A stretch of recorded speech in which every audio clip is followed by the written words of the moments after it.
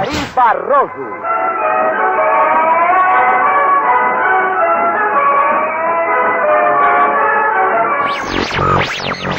Foto o retrato do velho trazendo foto.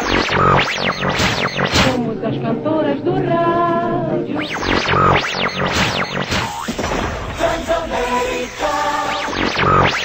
Sorriso do velhinho faz a gente trabalhar. O sorriso Gostosa. Uau. A todo momento, Mega. Chegando agora. Mais um grande lançamento. Super Hits. A viagem ao passado. O passado de volta. Túnel do tempo. Super Hits.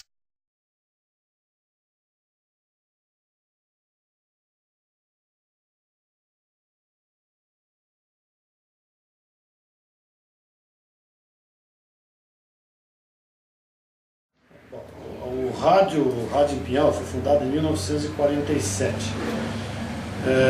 por dois irmãos, um cunhado e um amigo. Eles se juntaram e resolveram botar uma rádio aqui. Acontece que nessa época, em 46 quando eles abriram a firma, em 47 quando abriram a rádio, era muito diferente as coisas do dia de hoje. Não existia uma forma de comunicação a não ser um telefone que era uma coisa muito arcaica, muito difícil de conversar. A maioria das rádios AM no Brasil surgiram entre 1940 e 1955, por aí. Quando em 1960, mais ou menos, as rádios AMs que tem até hoje estão aqui já existiam tudo, era quase 3.000 a 3.500 emissoras de rádio. Fundaram essa rádio, a esposa de um deles vive até hoje, chama Dona Gilda Jabur, mora aqui em Pinhal até hoje ainda. O nome da rádio era o mesmo, Pinhal Rádio Clube Limitada. As emissoras de rádio na época eram todas mais com um nome parecido. Existia o Rádio Clube em várias cidades, Rádio Difusora, Rádio Cultura. Muitas delas existem hoje com o nome, como São Paulo de Fundação Padre Anchieta, Rádio Cultura. Aqui em Pinhal foi Pinhal Rádio Clube. Esse pessoal ficou dono dessa rádio até 1972. Daí ela foi comprada por uma pessoa, um senhor de Jundiaí, chamado Barranqueiros. Em 78 meu pai comprou, em 81 eu assumi e fiquei aqui até hoje. Dirijo a rádio até hoje, já há 30 anos já.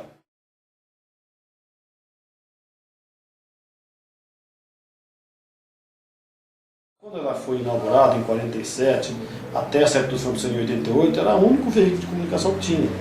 Em todas as cidades, o rádio da cidade era tudo, porque você não tinha que nem hoje você escutar uma rádio da cidade, não pegava. Você não tinha como saber, como você abre hoje a internet, você sabe quem morreu, quem nasceu, o que aconteceu na cidade, o que vai acontecer, não tinha nada disso. Então tudo girava em torno do rádio. A rádio, até antes de ter uma outra mídia, era só ela, então toda a cidade ouvia ela.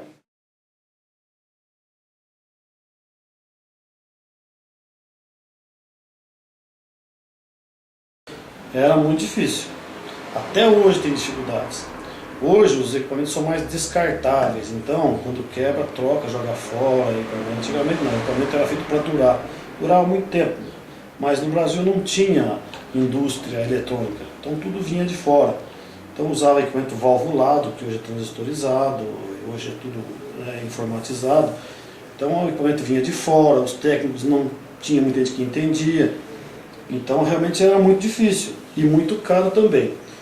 O material humano que a gente fala, que é, por exemplo, que fazia o conteúdo da rádio, que era a programação, normalmente eram gente da cidade mesmo, que formavam-se na cidade. Mas existia muito mais exigência com relação à qualidade. Por exemplo, um locutor de rádio, ao contrário de que hoje como o governo abriu muitas rádios e a concorrência é desumana, é sobrenatural, então o que acontece? Tem muita rádio, então tem gosto para tudo tem jeito. Então hoje em dia não existe mais a exigência que existia. Por exemplo, um locutor tinha que ter um português correto. Ao contrário de hoje qualquer um deu. Por exemplo, os costumes eram outros. Então, por exemplo, hoje muita música vocês falam de sexo. A maioria das músicas de sucesso hoje é sexo. Por exemplo, não tem, ao contrário, a música sertaneja do passado era mais romântica.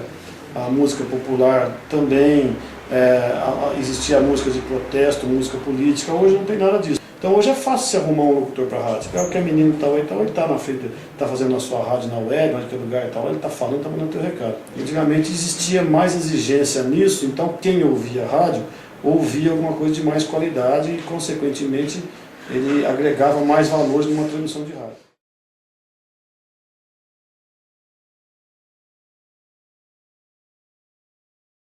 Não e sim, entendeu? Não existe, por exemplo, tudo que acontece hoje em dia, às vezes é comum você ver uma pessoa lá na sua casa assim, fala, nossa, mas aquele repórter chato, está enchendo o saco dele lá e tal. Por outro lado, se você deixar um político ou qualquer ser humano tomar conta de alguma coisa e não tiver um fiscal em cima, vai virar uma bagunça danada. E aí as rádios fizeram um papel fundamental na história do Brasil e do mundo, entendeu? Quem que fiscaliza, quem que levantou o mensalão, quem que levantou nos Estados Unidos há 40 anos atrás o caso Watergate, entendeu? E assim por diante. Todos esses casos foram levantados pela imprensa, pelo rádio. O repórter descobriu, procurou, foi atrás, aquilo a opinião pública tomou conhecimento e cobrou mudanças na atitude do mundo. Então, o rádio, ele realmente, a comunidade toda sem o rádio, eu acho que seria muito complicado. Seria no tempo dos reis que faziam o que queriam e o resto da população era resto. Hoje existe mais a informação e por isso há mais cobrança das pessoas que cuidam da comunidade.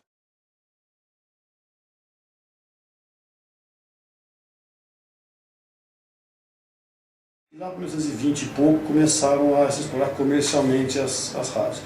No Brasil tem um fato engraçado, já existia o Roquete Pinto, um brasileiro muito importante na história do país, fundou a primeira rádio do Brasil, depois vieram outros, lógico.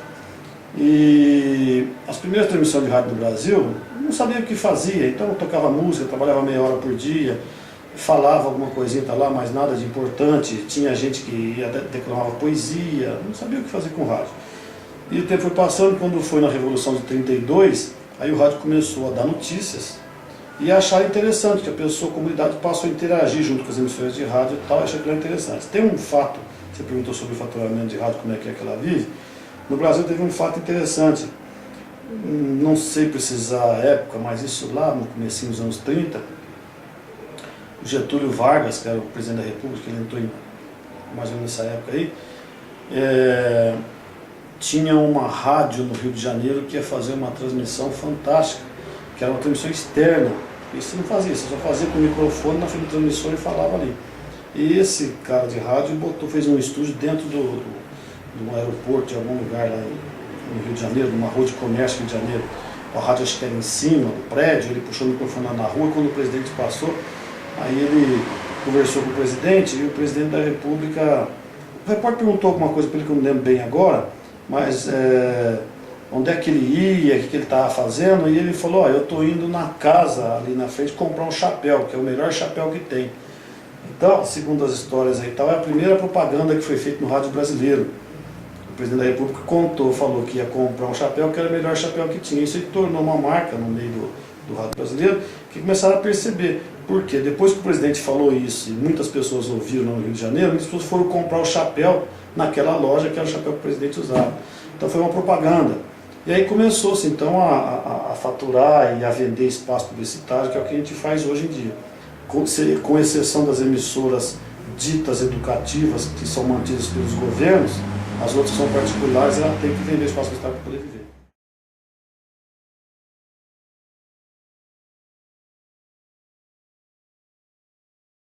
Hoje, em alguns aspectos, ele é o aliado do rádio. Hoje é comum todas as rádios ela ter também o teu site na internet e tal, e a pessoa tanto ouve pela frequência de rádio como ouve pela internet.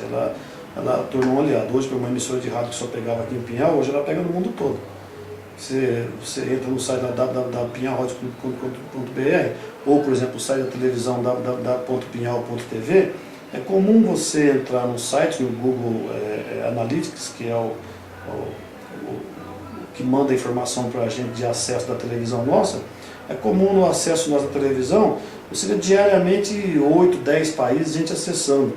E gente aqui do Brasil inteiro acessando. Talvez seja pinhalenses que moram em outros lugares e tal, mas eles estão vendo a televisão da cidade via internet. Coisa que antigamente na internet não era possível isso aí. Agora, por outro lado, ela veio dividir um comércio. Por exemplo, o aspecto comercial, você tinha uma loja, por exemplo, que gastava R$100 por mês na rádio.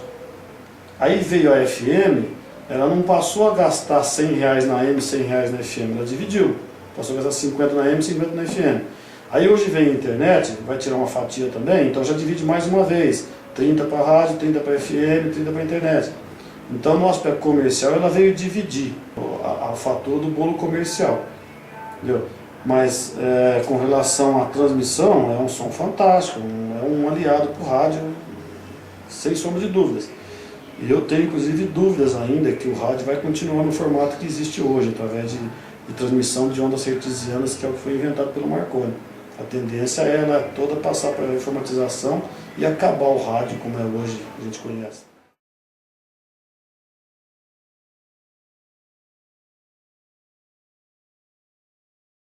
O rádio era muito romântico, né? E as coisas giravam em torno do rádio. Era, por exemplo, a televisão ou o computador, por exemplo, você tem que parar e ficar olhando.